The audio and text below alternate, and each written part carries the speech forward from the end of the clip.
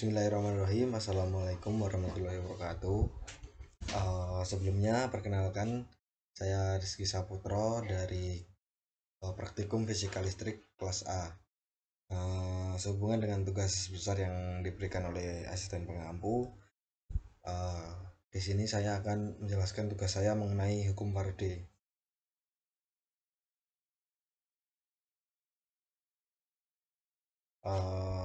Praktikum Fisika Listrik. Nama saya Rizky Saputro, NIM saya D400 2035 dari kelas A. Hukum Faraday. Pengertiannya, hukum Faraday merupakan hukum dasar elektromagnetis yang menjelaskan bagaimana arus listrik mengalir yang menghasilkan medan magnet dan sebaliknya bagaimana medan magnet dapat menghasilkan arus listrik pada sebuah konduktor. Hukum Faraday inilah yang kemudian menjadi dasar dari prinsip kerja konduktor, transformator, solenoid, dan generator listrik dan motor listrik. Hukum yang sering disebut dengan hukum induksi elektromagnetik Faraday ini pertama kali ditemukan oleh seorang fisikawan Inggris yang bernama Michael Faraday pada tahun 1831.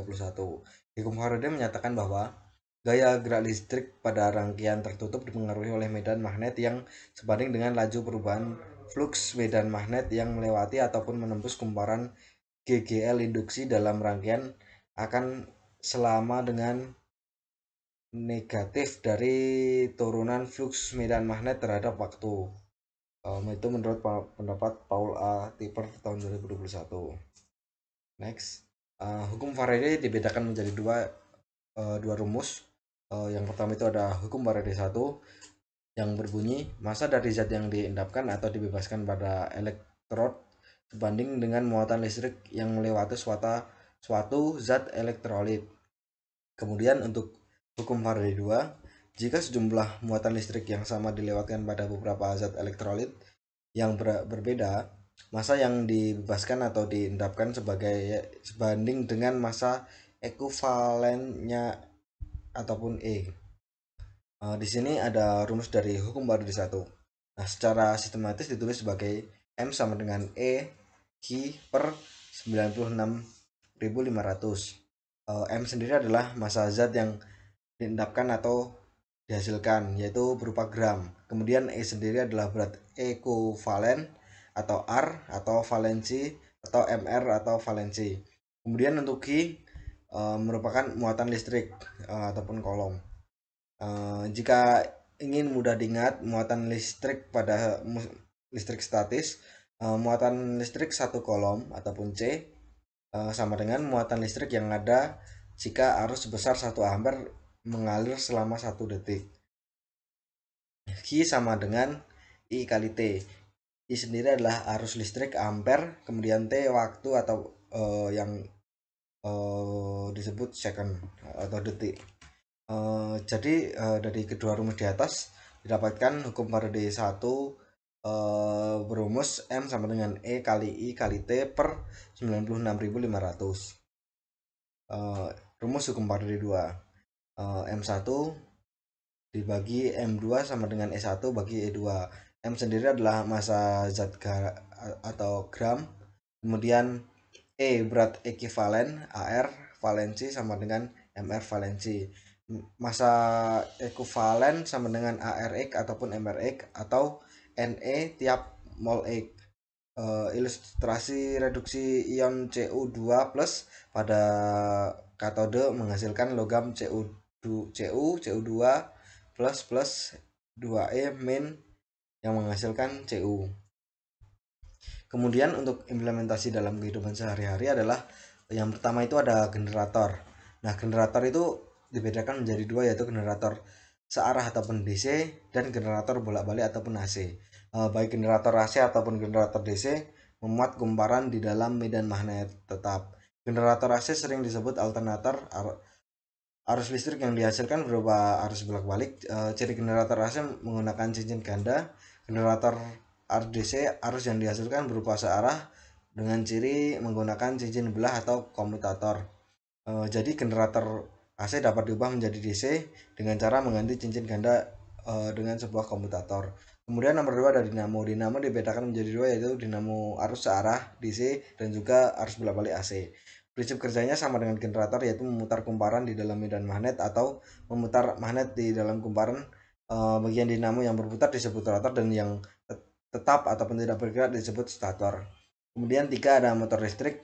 Eh, untuk membuat alat ini, pengertian hukum Faraday ditetapkan karena dapat mengubah energi listrik menjadi energi mekanik, menawarkan kinerja yang sangat baik dibandingkan dengan mesin kimia. Next. Di sini ada contoh soal. Nomor satu itu, dalam sebuah percobaan flux magnetik yang dihasilkan oleh medan magnet B tegak lurus dengan permukaan seluas A. Apabila ukuran medan magnetik pada percobaan tersebut diperkecil menjadi setengah 1/2 B dan luas permukaannya diperbesar menjadi 2A, jadi berapakah flux magnetik yang dihasilkan? Jawabannya adalah flux magnetis adalah B A cos sama dengan BA cos BA sama dengan BA. Kemudian jika medan magnet B aksen adalah 1/2 B dan A aksen adalah 2A. Lanjut ke contoh soal kedua, itu ada di suatu tempat medan magnet bumi sebesar 0,65 T dengan arah 600 di bawah horizontal. Seorang menempatkan cincin dengan R sama dengan 3,0 cm di meja dan kemudian digelindingkan dengan laju 40 cm per second. Berapa besar GGL pada cincin? Kemudian jawabannya adalah sama dengan min n delta per delta t. Delta bisa disebabkan oleh perubahan medan magnet ataupun perubahan luas, namun dalam kasus tersebut baik delta A maupun delta B kedudukannya 0, sehingga delta sama dengan 0 dan in sama dengan 0. Lanjut. Nah, dari pernyataan di atas dapat disimpulkan bahwa pada tahun 1830-an, seorang ahli kimia Inggris bernama Michael Faraday menemukan bahwa larutan tertentu dapat langsung mengantarkan arus listrik. Dia menamakan larutan tersebut itu elektrolit, dan arus yang mengalir melalui larutan setelah elektrolit disebut elektrolisis. Hukum pertama Faraday adalah menyatakan bahwa massa zat yang disimpan atau dilepaskan pada elektroda sebanding dengan muatan yang mengalir melalui elektrolit. Kemudian untuk hukum kedua Faraday adalah ketika jumlah muatan yang sama melewati beberapa elektrolit yang berbeda massa, yang dilepaskan atau diendapkan sebanding dengan massa ekivalennya. Penerapan hukum Faraday dalam kehidupan sehari-hari adalah generator, trafo, dan konduktor. Penerapan juga ada kayak mesin listrik tadi. Kemudian penerapan hukum Faraday dalam geofon juga dalam metalurgi. Mungkin itu yang dapat saya sampaikan mengenai tugas besar praktikum fisika listrik. eh, Kurang mungkin banyak salah kata dalam saya penjelasan, saya mohon maaf. Kurang lebihnya terima kasih. Juga terima kasih untuk asisten pengampu yang telah membagikan ilmunya selama ini. Eh, saya cukupkan, maksud saya. Assalamualaikum warahmatullahi wabarakatuh.